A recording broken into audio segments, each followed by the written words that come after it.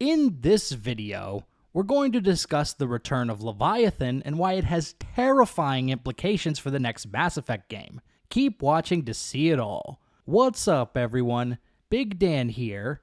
I'm currently offering limited edition merch that you can pick up at bonfire.com/store/BigDan. There are two different designs, I Should Go and Space Waifu. You can get a t-shirt, hoodies, sweatshirt, or women's tee, and customize from several different color options. This is a limited edition run, and the sale ends on Labor Day, September 6th. So get it before it's gone by going to bonfire.com/store/BigDan or clicking on the link in the description. Without further ado, let's dive right in. During the Leviathan DLC in Mass Effect 3, Commander Shepard makes contact with Leviathan, a race of super-intelligent aquatic life forms who are responsible for the creation of the Reapers. While Leviathan was almost entirely wiped out by the Reapers millions of years ago, several of them were able to survive and propagate. They hid in remote parts of the galaxy and wiped away all traces of their existence to prevent the Reapers from discovering and harvesting the last of their kind. Shepard manages to convince Leviathan that this cycle is different and recruits them to join the fight against the Reapers. All well and good, right? For the moment, this is a fruitful alliance, but there are a number of red flags, if you will, that raise concerns about the long-term integration of Leviathan into the galactic community. For starters, despite being driven to the brink of extinction, Leviathan is still incredibly arrogant and disdainful of quote-unquote lesser races, humans for example.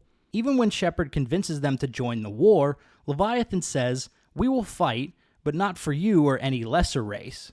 It's clear that they still view themselves as the Alpha Chad species and feel superior to all other races in the galaxy. How do you think that would play out on the galactic political stage? Would they be willing to cooperate with other races and governing bodies like the Council?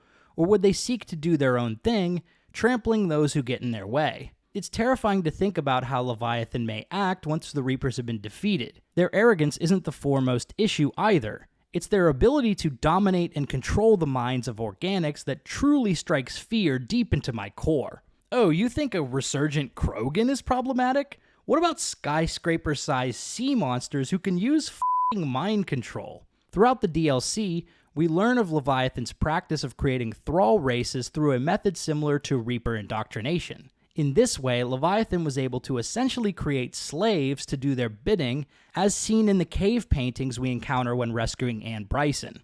Even after most of them were harvested, Leviathan still managed to indoctrinate and create more thralls through strategic deployment of powerful artifacts. We see how these artifacts impact humans throughout the DLC. I imagine other races would fall under its sway as well. With the Reapers defeated, what is left to stop Leviathan from enslaving other races through mind control? Imagine if they turned the Krogan into their thralls and used them against their enemies, much like they did with the Rachni. It's naive to expect Leviathan to play nice, especially considering they view themselves as the superior apex race. They may even feel justified or righteous in their domination of other races. I could easily see Leviathan becoming villainous in the next Mass Effect game. Perhaps they won't be the big bad like the Reapers, but they could certainly play that role if BioWare wanted them to. We still don't know much about Mass Effect 4 yet. Hell, we don't even know if it will be called Mass Effect 4, since Andromeda is technically the fourth game in the series.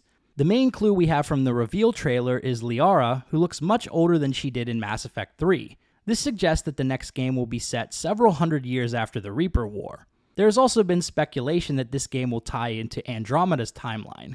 Andromeda was set over 600 years after the events of Mass Effect 3, so this would make sense. How much havoc could Leviathan wreak over the course of 6 centuries?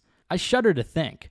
The next Mass Effect game will have many challenging lore aspects to resolve or address in the storyline, and I think the fate of Leviathan is a huge part of the picture. We'll just have to wait and see how BioWare deals with it. So there you have it, why the return of Leviathan has terrifying implications for Mass Effect 4.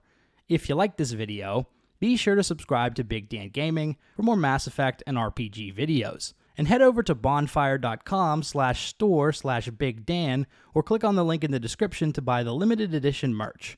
The sale ends September 6th. Until next time, this has been Big Dan. I should go.